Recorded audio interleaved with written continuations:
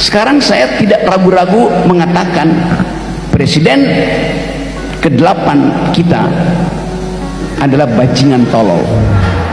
Ada yang mengatakan saya bajingan yang tolol, ya kan?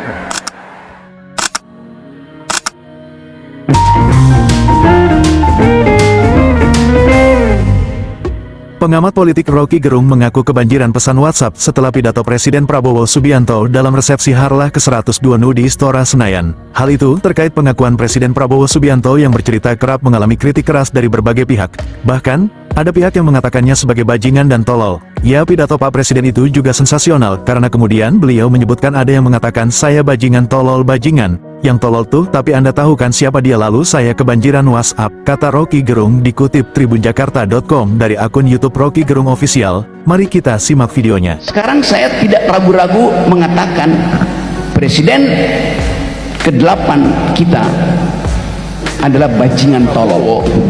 Di situ ada putra wakan asal usul asbabun nusul dari peristiwa pemilihan presiden kemarin. Fakta-fakta ini saya mau terangkan pada saudara, karena seringkali kita dihipnosis untuk menerima seolah-olah kita nggak mampu untuk mengucapkan kritik.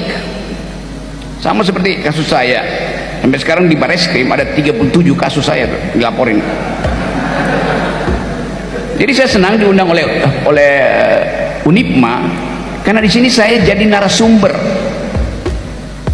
sebelum saya jadi narapidana yang meminta pengadilan memutuskan Rocky Gerung tidak boleh memberi ceramah di semua platform, universitas, LSM, YouTube, macam-macam, tidak boleh tuh seumur hidup.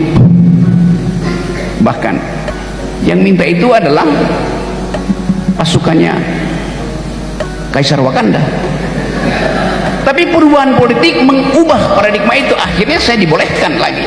Dan gugatan itu ditolak oleh pengadilan. Artinya sekarang saya tidak ragu-ragu mengatakan presiden ke-8 kita tak lama setelah itu, adalah dalam bajingan pidatonya Pak tolol. Prabowo menjawab bahwa ada orang yang mengatakan dirinya adalah bajingan tolol Indonesia. Presiden Prabowo Subianto menghadiri Harlah ke-102 Nahdlatul Ulama NU di Istora Senayan, Jakarta, Rabu, tanggal 5 Februari tahun 2025. Prabowo menyebut ada pihak yang menilai dirinya bodoh dan tolol. Ia bicara mengenai ia akan membangun pemerintahan yang bersih dan bebas dari penyelewengan dan korupsi.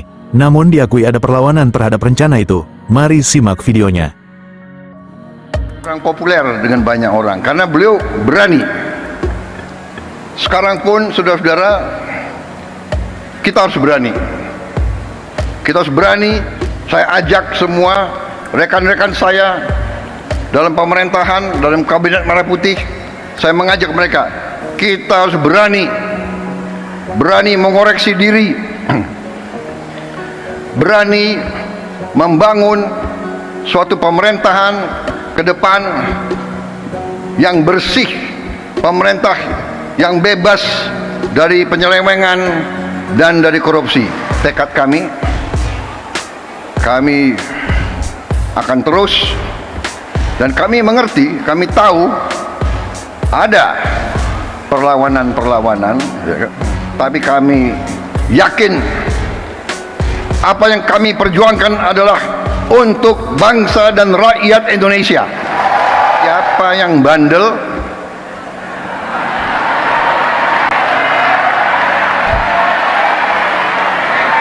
siapa yang dablek, siapa yang tidak mau ikut dengan aliran besar ini, dengan tuntutan rakyat, pemerintah yang bersih, siapa yang tidak patuh, saya akan tidak. Jangan kira kami ini bodoh. Memang ada yang mengatakan saya ini tolol, ada. Gak apa-apa. Ada yang mengatakan saya bajingan yang tolol, ya kan? Tapi saya nggak sebut namanya, kalian sudah tahu loh itu. Nggak apa-apa. Tapi kami paham dan kami mengerti. Dari saudara-saudara, 100 hari pertama kami akan baik. Dalam arti saya berharap ada kesadaran. Saya pernah menyampaikan Saudara-saudara, jangan kira seluruh kami ini bodoh. institusi, Memang ada yang katakan saya ini tolol, bersihkan ada. dirimu Tidak apa-apa. Ada yang katakan sebelum saya bajingan dan kau tolol. dibersihkan. Tapi saya nggak sebut namanya.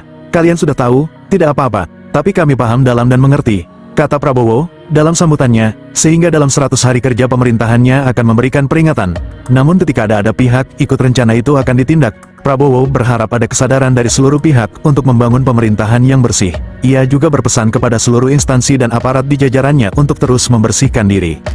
Tak lama dari kejadian itu, Rocky Gerung memberikan klarifikasinya atas viralnya video ucapannya tersebut.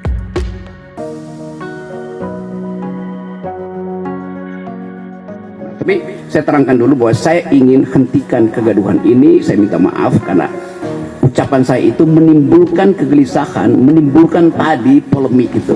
Dan polemik itu yang justru menghidupkan gairah saya bahwa negeri ini belum mampu untuk mencerna prinsip-prinsip demokrasi itu.